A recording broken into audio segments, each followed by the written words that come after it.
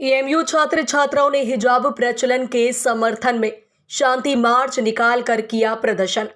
आपको बता दें, आज अलीगढ़ मुस्लिम विश्वविद्यालय के 2 दर्जन से अधिक छात्र छात्राओं ने डक पॉइंट से लेकर बाबे सैयद गेट तक एक शांति मार्च निकाला, जिसमें छात्रों ने भाजपा सरकार व आरएसएस पर देश में आपसी नफरत फैलाने, मुस्लिम पहचान और धर्म को निशाना बनाने का आरोप लगाते हुए अल्पसंख्यकों को सुरक्षा प्रदान करने की मांग की। वहीं छात्रों ने राष्ट्रपति के नाम एसीएम द्वितीय को एक ज्ञापन भी सौंपा। वहीं छात्र नेता आरिफ त्यागी ने कहा कि आज देश के मुस्लिम धर्म के लोगों को मॉब लिंचिंग कर निशाना बनाया जा रहा है। हिजाब, सीएए, एनआरसी, 3 तलाक, बाबरी मस्जिद, जो चीजें मुस्लिम धर्म और पहचान को प्रदर्शित कर रही हैं, उन पर आज देश में जुल्म और ज्यादती हो रही है। उसी के विरोध में आज शांति मार्च निकाला गया है। वहीं रिसर्च स्कॉलर छात्रा फौजिया ने कहा कि अल्पसंख्यकों को पहली बार हिंदुस्तान में डर लग रहा है।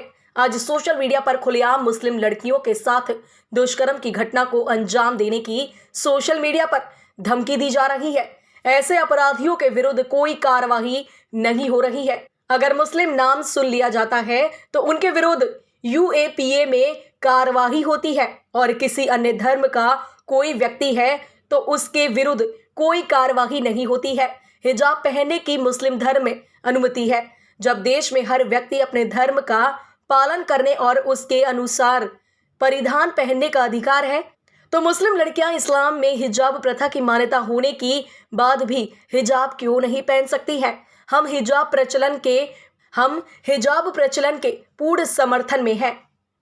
वहीं एसीएम द्वितीय सुधीर कुमार ने बताया कि छात्र छात्राओं के द्वारा राष्ट्रपति के नाम ज्ञापन सौंपा गया है, जिसे उचित माध्यम से राष्ट्रपति तक पहुंचा दिया जाएगा। हम कोई भी चीज़ इस तरह से नहीं बोलते हैं। हमारे पास फैक्चुअल डाटा है, पिक्चर्स मौजूद है, और जो हो रहा है सोशल मीडिया पे खुलेआम हमें धमकियां दी जा रही हैं। मुस्लिम लड़कियों को रेप करने के थ्रेट दिए जा रहे हैं खुलेआम, और उन पे कोई एक्शन नहीं हो रहा है।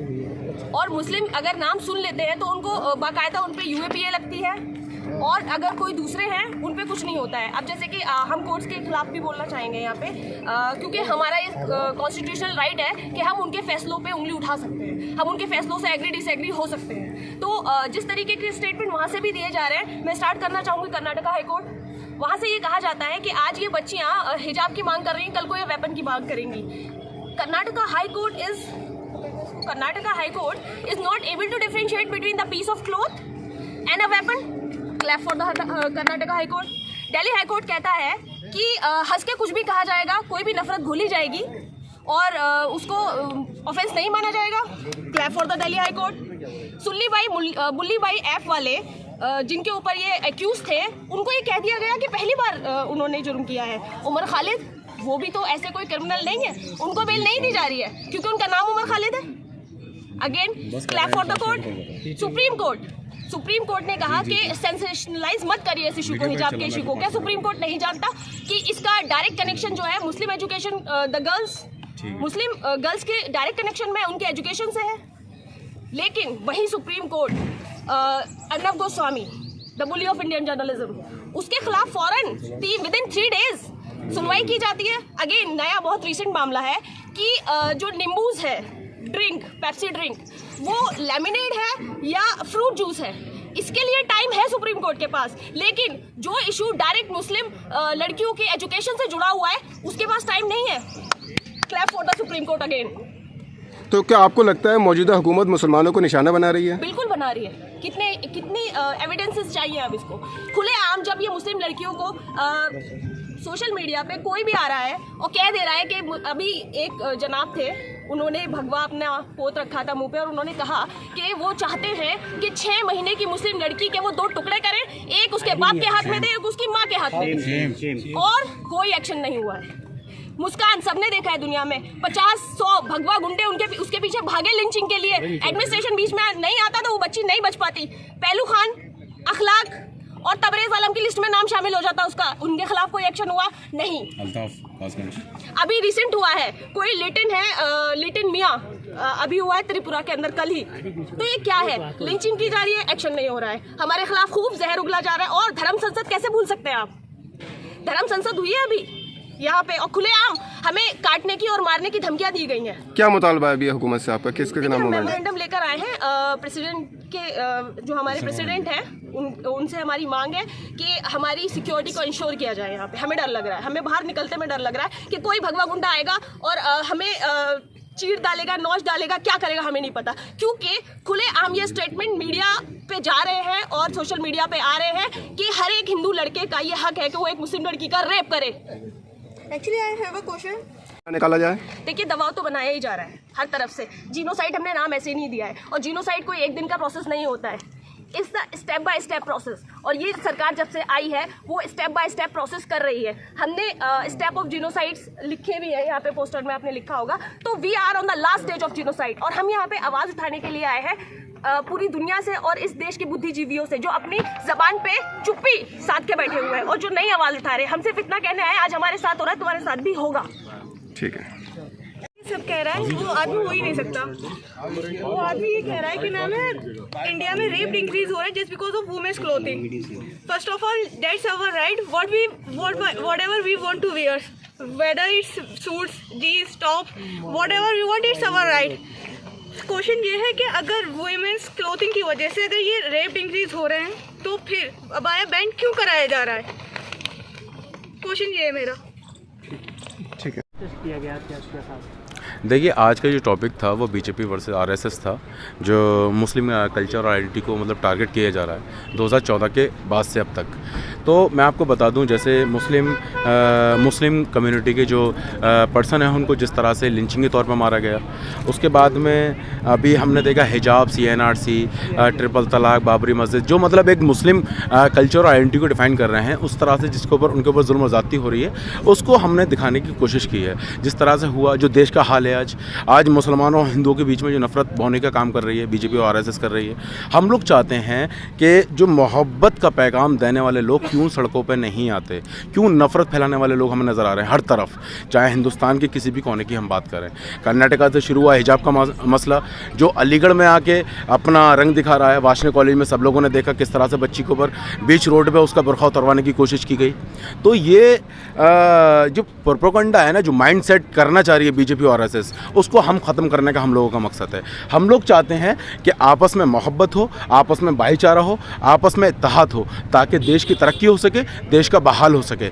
और हम लोगों की डिमांड सिर्फ इतनी है कि आने वाले जो दौर है, आने वाला जो वक्त है, जो नई नस्ल आ रही है, नई नस्ल को कम से कम ये पैगाम मिले कि जो आपके ऊपर जुल्म और ज़्यादती हुए हैं, आपको उस जुल्म और ज़्यादती को पैगाम इस तरह से नहीं देना, बल्कि लड़ाई झगड़े से नहीं देना, बल्कि अपनी कलम उठाएं, कलम से लिखें, बताएं उन्हें कि हम लोगों पर इतना जुल्म हुआ, फिर भी हम लोग पीस की मांग करते हैं, हम लोग अमन की मांग करते हैं, हम लोग आपस में भाईचारे की मांग करते हैं। जैसे हमने देखा कश्मीर फाइल जिस तरह से दिखाई जा रही है, एक मैं मानता हूँ पंडितों के ऊपर अत्याचार हुआ, ये अफसोसजनक बात है। पंडितों के साथ हम भी खड़े हैं, मेरे पास कोई पावर नहीं है, मैं पंडितों के लिए कुछ नहीं कर सकता, मैं एक आम स्टूडेंट हूँ। अगर मेरे पास पावर होती तो मैं यकीनन कश्मीर में ले जाकर उन्हें दोबारा उनके घरों में शिफ्ट करने की कोशिश करता। लेकिन आप ये बताइए, 90 का एक हादसा, जो एक बुरा हादसा, बुरा ख्वाब, काला दिन, जो भी कह लीजिए उसे, एक बहुत बुरा भयानक दिन कह लीजिए उसे, आज 90 के दौर में जो हुआ एक हादसा, उसे 32 साल बाद उठाया जा रहा है। और वो लोग उठा रहे हैं जो लोग उस वक्त भी सत्ता में थे,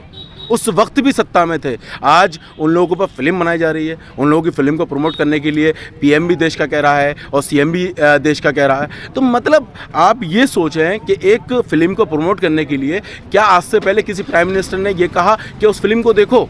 क्या कहा? आज तक नहीं कहा। लेकिन मैं आपसे ये कहना चाहता हूँ कि अगर वो फिल्म को वाकई में दिखाना चाहते हैं, उससे कमाई को, अगर कमाई कितनी बेहिसाब हो चुकी है उससे, अगर उस कमाई का 50% भी अगर वो कश्मीरी पंडितों पर लगा दें, तो मैं समझता हूँ कश्मीरों को पंडितों के ऊपर जो भी अत्याचार हुए, जो भी जुल्म ज़्यादती हुई, तो मैं समझ सकता हूँ वो आके जो बीजेपी और आरएसएस की जो एजेंडे पे जो काम हो रहा है, जो मुसलमानों को टारगेट किया जा रहा है हर मुद्दे पर, चाहे वो हिजाब का हो, उसके बाद खाने पीने से लेकर, जब हमारा संविधान हमको इजाज़त देता है तो इसमें आरएसएस को और बीजेपी को क्यों तकलीफ हो जाती है? हम क्या खाएंगे, क्या पहनेंगे, कैसे चलेंगे, इसका उनको कौन सा राइट दिया हुआ है? हर अभी कर्नाटक के अंदर बीफ को लेकर तमाशा बनाए हुए हैं, और इसी तरीके से तमाम मुसलमानों को टारगेट करके ये चाह रहे हैं कि इनको बस जेनोसाइड पर मजबूर कर दिया जाए। और इंसान की फितरत में जब हमारे संविधान ने दे दिया है कि भाई जिस इंसान को चाहिए जैसे चाहिए वो रहे, लेकिन अभी आपके ही चैनलों के माध्यम से एक साहब आए हैं, वो हर चीज़ को, हर मुद्दे को लाके इस्लाम से जोड़ दे रहे हैं। इस्लामोफोबिया इन इंडिया अभी यहाँ पर ये चल रहा है कि, और ये खास करके जैसे जी न्यूज़ का जो चैनल है, ये प्रॉपर प्रोपेगेंडा बना के अपने आप को यहाँ पर पेश कर रहा है और ये बता रहा है कि नहीं, हम मुसलमानों के ख़िलाफ़ जो बातें हो रही वो सही हो रही हैं। मुसलमान पहले भी सही था, आज भी सही है और आइंदा सही रहेगा। लेकिन मजबूरी ये है कि आजकल गोदी मीडिया जिस तरीके से मुसलमानों को रिप्रेजेंट कर रही है और दिखाने की कोशिश कर रही है कि ये मुसलमान गलत है, उन सबको समझना और सोचना पड़ेगा। अगर हिंदुस्तान की जमहूरियत की सबसे बड़ी खूबसूरती है तो वो मुसलमान है हिंदुस्तान के अंदर, इसको जानना और समझना पड़ेगा। और ये चंद टुकड़े के जो आरएसएस के लोग, गुंडे हैं, ये चाह रहे हैं कि यहाँ पर फिर से वायलेंस फैले और किसी तरीके से फिर जाकर बीजेपी को इसका फ़ायदा दिया जाए। ऐसा नहीं होने दिया जाएगा अब, और इंशाअल्लाह जो इनके मंसूबे उनको हम नाकाम करेंगे। डिमांड है वैसे का?